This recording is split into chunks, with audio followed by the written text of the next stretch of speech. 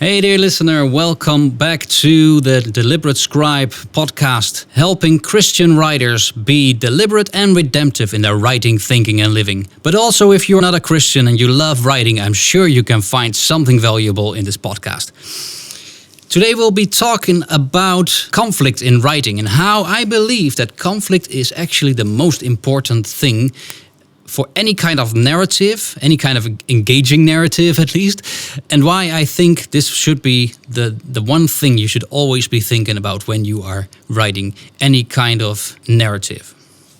But first, I want to invite all of you to join my email list. If you go to my website, www.yourbeststory.net, yourbeststory.net, you will find a subscription form and you'll receive once every week, at least I try to manage once every week, to send you an email with the best tips and the best tricks I can come up with to help you on your writing journey, to help you reach your writer's objectives. And on top of that, all new subscribers can get a free 1-hour coaching session with me. And as of today, I'm also officially offering fiction writing coaching. So, if you are a fiction writer and you would like to have a free coaching session, subscribe to my email and you can book your coaching session. So, we'll be talking about conflict as the first part of a series on fiction writing, which is also very useful for nonfiction writers, because I believe that if a nonfiction writer thinks as a fiction writer, all his or her writing will improve. Because a fiction writer is really focused on the experience that a reader has. Everything is about giving your reader a certain emotion, to create a certain emotion in your reader. That's what it is about. Of course, you're in fiction. You're talking about themes, and you have your thoughts that play along. You're sort of get weaved into the story, of course. But what a reader picks up a book for is to get an experience. And that is what you're trying to give your reader. So if as a nonfiction writer, you think as a fiction writer, you'll be way more focused on what kind of experience is your reader going to have. And that makes your nonfiction more engaging. As I said, I believe that the most important ingredient for good storytelling is, well, actually two things: conflict and character. But I think conflict is the bigger one of the two. I know not everybody's going to agree with me here, but I think conflict is just in general a bigger thing than character, because also in pieces of writing where no character is to be found, conflict can still be really engaging. Think of an essay where you're trying to prove a point. It becomes way more interesting if you also show that there are opposing points of view. If you, with your essay, engage in a controversy and the reader feels that there is a story behind that of conflict. Of course, you can have a treatise that has only one side of the story and very matter-of-factly shares information. And those articles, well, they need to be there. You know, it's obvious that sometimes this is just the way we share information. For example, if we want to inform somebody via an email or whatever. But if you want to write something to engage your reader, it is good to look for conflict or disagreement or whatever, so that the emotions of the reader come into play a bit more. At least it clearly goes for me when I read a book where an author has a strong point of view that somehow opposes other points of view, and you read the other points of view juxtaposed against his, then that creates engagement. And how that works exactly psychologically, I cannot tell you. But I do know that it works. And it works especially in fiction. Actually, fiction without conflict doesn't work at all. Conflict underlies every kind of engaging storytelling. And if characters are involved, the only reason why these characters are interesting or why we give anything about these characters is because they are involved in conflict. They can be involved in conflict with each other or some natural force or something like that. So you have an external plot. The plot is actually just the conflict that the character finds him or herself in. And it can be an internal plot. They are in conflict with themselves. But if there is no conflict, you have no character, not even a flat one. There is just no story without any kind of conflict. And this is where it's often going wrong. Novice writers know that a plot is based on conflict and that there is a big conflict to be resolved throughout the book. Okay, there are books that have no conflict whatsoever, or people attempting to write a book and they don't even get to that point that they realize that they need a big conflict, but then soon enough they will find out that nobody likes their story idea to begin with. But most novice writers realize that the book plot needs a big conflict that is going to be resolved by whatever the protagonist has to do. For example, in The Lord of the Rings, my all-time favorite book, in which I am quite unoriginal, I guess. But from that inciting moment, the inciting incident that Frodo gets the ring, until the resolution all the way at the end with the scouring of the Shire, that is one long story arc and one long conflict. And all of the scenes that you find in that book help resolve this conflict. And that is what novice writers see. They see all these scenes and they realize that all these scenes are helping to achieve this big resolution. So the novice writer starts to write scenes to work towards the resolution of their story. But what they often do not realize is that they need also within each scene tension and conflict. We all know how boring it is when a scene starts with, "Hey, how are you? Yeah, nice weather, isn't it? Yeah. Hey, what have you been doing?" "Well, I'm playing soccer, I've been playing basketball, went to church," Boring. Nobody wants to read that sort of stuff. And most novice writers know that, so they know that they have to cut to the beef and fall right into that action of the conversation or whatever the scene is about. But often the conversation that the characters are having, the dialogue, is still flat without any kind of conflict. And if the dialogue has no conflict or nothing to accelerate the reader's heartbeat, the scene will be flat and boring too. So the scene also, each scene needs to have a narrative arc of its own. I'm not saying that every scene needs to have a beginning, middle and end, as if every scene needs to be a short story in itself. But every scene does need to have the components of tension, conflict, opposition. But of course, not every scene in its function within the story has inherently that kind of tension. Some scenes will have this tension, this suspense, just simply because it deals with a part of the main narrative arc, the main plot. For example, in The Lord of the Rings, all of the scenes where they're actually talking about the history of the ring, well, that is engaging, even if you would read it as dry prose, because it connects to this big plot that overarches the entire book. But when you write a scene that does not deal with these suspenseful subjects, then the tension of the scene depends on what is happening in the scene itself. And that is very often the case. So your writing can get boring pretty fast if you are not aware of the level of tension in your scenes. And the tension depends on conflict. I've just begun drafting my book, Myths of the Light People is probably what it's going to be called, likely to become a trilogy. For the first book, I have mapped out all of the scenes, all of the chapters, all of the scenes. And what I always do is, in this Excel sheet, I note what the function of the scene is, so how does it move the plot forward? And I write what the conflict of the scene itself is. So I force myself to always think, what is the conflict going on in this scene? Because the scene will be dead without conflict. Especially in the scenes where there's not much talk about the big conflict overarching the entire book, you need to have something in the scene itself that is causing readers to feel the tension. And in the second scene of my book, the first scene is full of conflict. The second one isn't so full of conflict. When the main character wants to understand something that has happened to him and he asks his father about it, he doesn't know how much his father knows yet. I didn't want to open that up yet. I didn't want to reveal it yet that his father is keeping information from him. I wanted to do that later in the chapter. So this scene was merely an exchange of some general information that, of course, showed some of the character and some of the normal life of the main character, etc.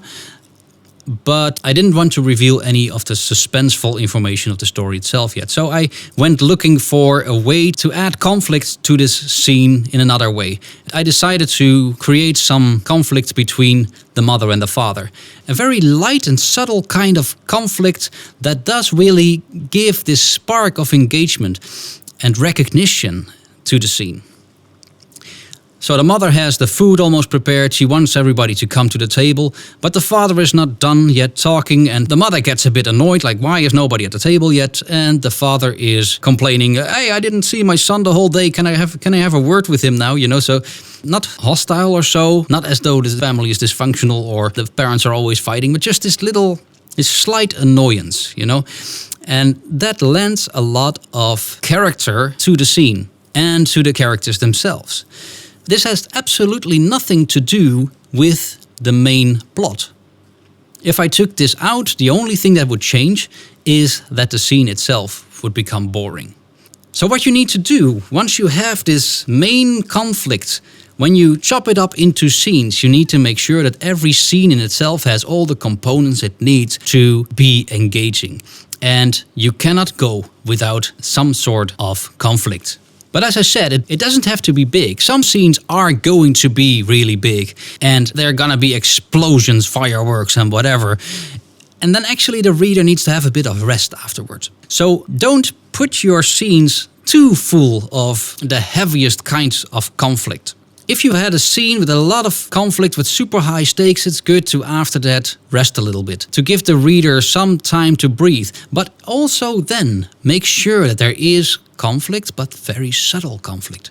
I must think of a scene of a man wanting to kiss a woman, and the woman takes a step back and they look at each other for a moment, and only then she answers his kiss, for example. There is a very short moment of tension there. A short moment of conflict in which the woman wonders, is this what I want or not? Within a romance, it can of course be actually the big dramatic moment of the book. So it also depends a bit on context, what is big and what is not big. In one of my books, this would be a very minor thing. And books need to have a good balance between really stressful drama with high conflict and more subtle drama with lower conflict. Otherwise, you will exhaust your reader. Those who've been listening to my podcast long enough will know that I like reading the work of Sol Stein. He is a great writing coach. And I have the wrong book here. Okay, this is the other one. Yeah, okay. He is a great writing coach and editor, and I've learned so much from his books. So I will also quote some of his How to Grow a Novel. The most common mistakes writers make and how to overcome them. He has a chapter actually on conflict. He shows how very subtle conflicts can turn a very boring situation into something engaging just by giving this little hint of conflict. It doesn't have to be anything big, but just this little bit of conflict can make all the difference. A husband and wife are in bed and the kids needed to wake up early, and that was going to be Casey's job. His wife could have said, "Hey Casey, come on, get up." Or... And this is then the story from Richard Bausch that Sol Stein is quoting. "Casey," she said. "I'm up," he told her. "Don't just say I am up." "I am up," Casey said. "I've been up since 5:45. "Well, good. Get up. You see that this is very subtle. There is not a big fight going on or whatever, but just these people in a bit of a bad morning mood, and then Sol Stein says this about it. Adversarial, that's the term that he prefers over conflict, doesn't mean the Battle of the Marne or good guy locked in physical struggle against bad guy. It doesn't mean a shouting match any more than it means a fist fight.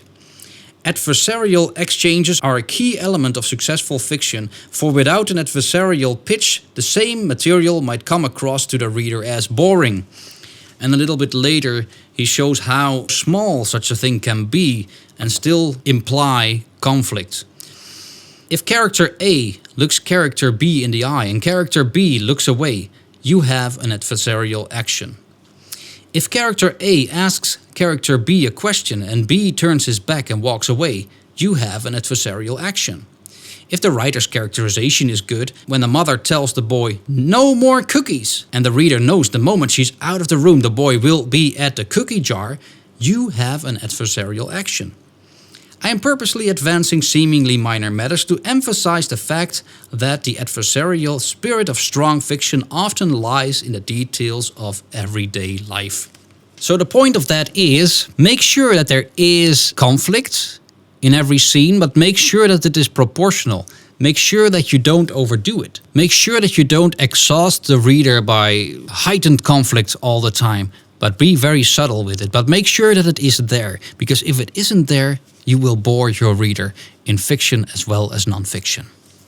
So conflict is the motor of good narrative, of good storytelling. So I'm always looking, whatever I write, whatever kind of writing I do, fiction or nonfiction, I'm always looking for this element of conflict. As I said, you can use these in articles as well, but even when I'm working on some copywriting, I'm not doing so much copywriting anymore nowadays, but I've been doing a lot of case studies. And the core of a case study is actually the same conflict resolution idea. A customer, the protagonist, faces a problem. Well, there we have a conflict. They have a problem to solve. And then the company comes in, the solution comes in as the mentor to help the customer to a better world, basically. So here, also in these copywriting formulas, there is this conflict that needs to be resolved.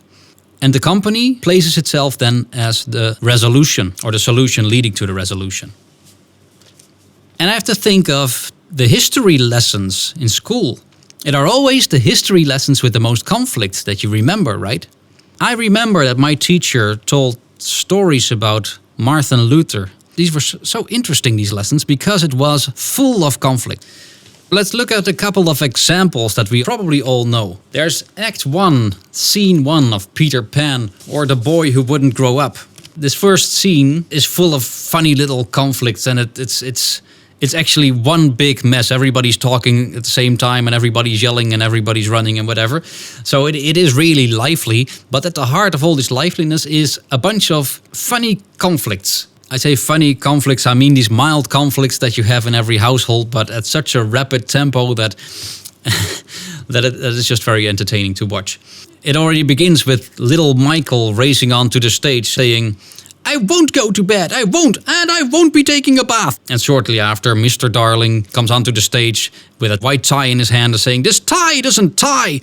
He cannot get this tie around his neck, so he needs help with that. And then he begins to warn his wife. "If I don't get this tie properly to my neck, there will be no dinner, and then I don't have to bother showing up at the office tomorrow, and you and I will starve, and we have to put the kids on the street," So immediately there is small conflict that engages us, this little boy that doesn't want to go into the bathtub, and so a hint to a much larger conflict, namely that he better present himself well, because otherwise they will starve. They will not be able to take care of the kids anymore. And in the meantime, while Mrs. Darling is trying to get this tie around the neck of Mr. Darling, the kids are fighting for a place to see whether it works or not. So it is laden with conflict, this scene. And then it is John's turn to get angry because he doesn't want to go into the bathtub.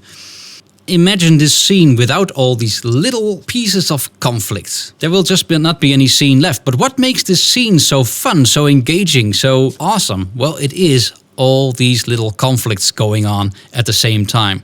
Small conflicts, big conflicts. It's all a very peaceful way of using conflict. Nobody is actually hating one another or absolutely angry or whatever, but there is still a very subtle conflict going on all the time, and that engages us. This reminds me of another example, the Roald Dahl's Big Friendly Giants, the BFG. And this is somewhat more serious conflict. And I remember this scene, actually I looked it up just now, because I remember it from when I was a little boy. This scene made such an impact on me because of its conflict that I could still see in my mind's eye what it looked like after 30 years plus. So this little girl, the little orphan Sophie, she steps out of her bed into her shoes, and one of the planks of the wooden floor screeches. And she says, "Oh no." And the light goes on at the end of the hall, and a terrible lady's voice resonates through the hallway. "Who is that out of bed?" "Sophie, miss."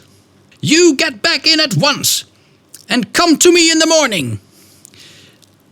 Well, that for me as a child, that was terrifying. You immediately know that there is drama going on, that this girl is afraid of this lady. There's a terrible conflict going on, that this helpless little girl is living in a house where she's being yelled at and she doesn't get what she needs. She doesn't get the love that she needs, and she's actually scared of this lady. So this movie starts, this is the first scene in the movie. It starts with conflict, and I never forgot about it anymore because of the conflict of that situation and because of how I responded to that emotionally. So this conflict, we respond to that really emotionally, and I think that is also why the gospel accounts speak to our emotions so much. I'm not saying that without conflict, without the opposition that Jesus had from the scribes and the Pharisees and so, the story would have been less meaningful or less true. But the account also really speaks to the storyteller in us. Jesus is the hero of the story, facing this conflict head on and being victorious. And that speaks to our emotions. And if you just think about any kind of story, it are usually the moments of heightened conflict that you remember. I think about the stories of C.S. Lewis, the deception of Edmund when he has been in Narnia, and Lucy says to their brother and sister, "But Edmund was also there, so you know that I wasn't lying." And then Edmund denies it. He says, "Nah, she's just making up stories. I don't remember exactly what they say there," but he denies it, and then that way he makes a fool of his little sister. And you as a reader know that he is lying. And that is an example of heightened conflict that speaks to your emotions, so you don't forget that anymore. And that helps the story itself be unforgettable. These scenes are often more important for the emotional value of a story than the resolution itself at the end. So it is very important to always, in every scene, think of the conflict that you can add and how you can engage the reader's emotions through this conflict. And later, Edmund betrays his brother and sisters for some more Turkish delight. And here we have really big conflict. He endangers the lives of his family to satisfy his own delights. So these stories are full of extra conflict that goes beyond the main plot of the book.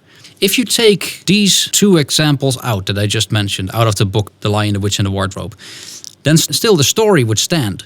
If I'm not mistaken, the story of the entire book could just as well have been told without losing any of the main plot points of the story. But the story would have much less engagement, would be much less memorable because these emotional elements are missing, these emotional elements of conflict. So always look beyond the main storyline to see if there are ways that you can make your story more engaging by adding conflict, even where it does not necessarily have to be for the sake of the story itself.